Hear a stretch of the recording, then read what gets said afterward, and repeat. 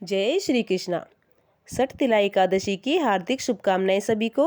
सठ तिला एकादशी की कथा बिना सुने एकादशी के व्रत में संपूर्ण नहीं होता है।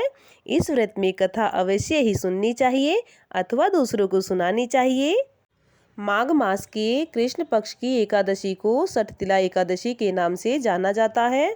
आइए अब सुनते हैं सठ तिला एकादशी के व्रत की कथा। दाल भी ऋषि बोले कि मनुष्य लोक में आकर ब्रह्म हत्यादि अनेकों पाप करते हैं, पराया धन चुराते हैं, दूसरों की उन्नति से परेशान होते हैं, दूसरों को दुख देते हैं अथवा बहुत ही कष्ट देते हैं। हे भगवान, ऐसा करने से भी वह नरक भोगते हैं। अल्पदान करने से भी अनायास पाप दूर हो जाएं। इस पर ऋषिवर बोले, हे महानुभाव, आपने मुझसे बहुत सुंदर प्रश्न किया है। इस प्रश्न का मैं उत्तर अवश्य दूंगा। इसको ब्रह्मा विष्णु इंद्र भी नहीं जानते हैं, परंतु मैं आपको अवश्य ही सुनाता हूँ। विस्तार से सुनो। माघ माह के आने पर मनुष्य को स्नान आदि से शुद्ध रहना चाहिए और इंद्रियों को वश में करके काम, क्रोध, लोभ, मोह, ईर्ष्या, अभिमान से त्याग कर भगवान का स्मरण करना चाहिए। धूप दीप दिखाकर भगवान की पूजा अवश्य ही करनी चाहिए। सच्चे मन से की गई पूजा कभी व्यर्थ नहीं जाती है और इस दिन कीर्तन भजन अवश्य ही करने चाहिए। सठ तिला एकादशी के दिन रात्रि को जागरण करने का बड़ा ही धर्म माना गया है और हवन करते समय भगवान विष्णु का जाप अवश्य करें और इस दिन पूजा करते समय भगवान को खिचड़ी का भोग अवश्य लगाएं। इस दिन कृष्ण भगवान का पूजन भी किया जाता है। इस दिन पेठा, नारियल, सीताफल, सुपारी सहित अर्घ्य देना चाहिए और भगवान की स्तुति करनी चाहिए। ऐसा करने से भगवान की कृपा अवश्य ही प्राप्त होती है कि हे भगवान, मैं आपकी शरण में आया हूँ।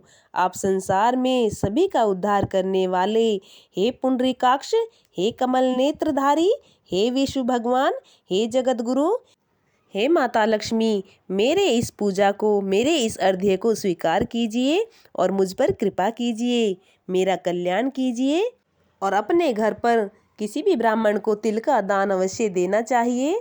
कहते हैं कि जो भी मनुष्य जितने तिल का दान करते हैं उतने ही वर्ष स्वर्ग में निवास करते हैं। सठ तिला एकादशी के व्रत करने से मनुष्य के सभी पाप नष्ट हो जाते हैं। नारद ऋषिवर बोले, हे भगवान, आपको नमस्कार है। सठ तिला एकादशी का क्या पुण्य धर्म है।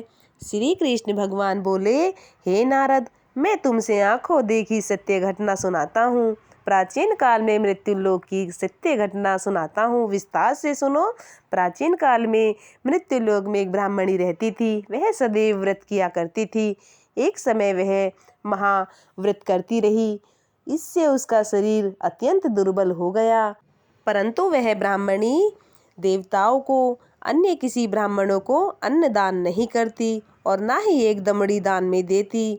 इस प्रकार से मैंने सोचा कि इस ब्राह्मणी ने व्रत करने से अपना शरीर शुद्ध कर लिया है और इसको वैष्णव लोक भी मिल जाएगा, परंतु इसने कभी भी अन्न दान नहीं किया है।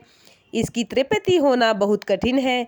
ऐसा सोचकर मैं मृत्यु लोक में आ गए और ब्राह्मणी से अन्न मांगने लगे। वह बोली, आप यहाँ किस लिए आए हो। मैंने कहा, मुझे भिक्षा चाहिए। उसने मुझे एक मृति पिंड दे दिया और मैं उसे लेकर लौट आया। कुछ समय बीतने पर ब्राह्मणी भी अपने शरीर को त्याग कर स्वर्ग में आ गई। मृतिपिंड के प्रभाव से ब्राह्मणी को स्वर्ग प्राप्त हुआ। सठ तिला एकादशी के व्रत करने से जो भी मनुष्य, जो भी माताएं बहनें इस व्रत को सच्चे मन से करती हैं और श्रद्धा से करती हैं, यह व्रत कभी व्यर्थ नहीं जाता है। उसकी सभी मनोकामनाएं पूर्ण होती हैं और भगवान की कृपा बरसती है और घर में धन धान्य की वृद्धि होती है। सठ तिला एकादशी की व्रत करने से मनुष्य के समस्त पाप नष्ट हो जाते हैं और मनुष्य को जन्म जन्म में आरोग्यता प्राप्त होती है और अपने घर की दरिद्रता नष्ट हो जाती है। इस व्रत के प्रभाव से भगवान की कृपा से घर में धन धान्य में वृद्धि होती है और सदैव भगवान की कृपा बरसती है। भगवान कहते हैं कि जो भी मनुष्य जैसा जैसा दान करता है वैसा ही फल प्राप्त पाता है। छठ तिला एकादशी के दिन अन्न का दान, तिल का दान, वस्त्र का दान ब्राह्मणों को अवश्य ही करना चाहिए। यह दान महादान माना जाता है। उम्मीद है ये वीडियो आपको पसंद आई होगी। वीडियो को लाइक करें, सब्सक्राइब करें।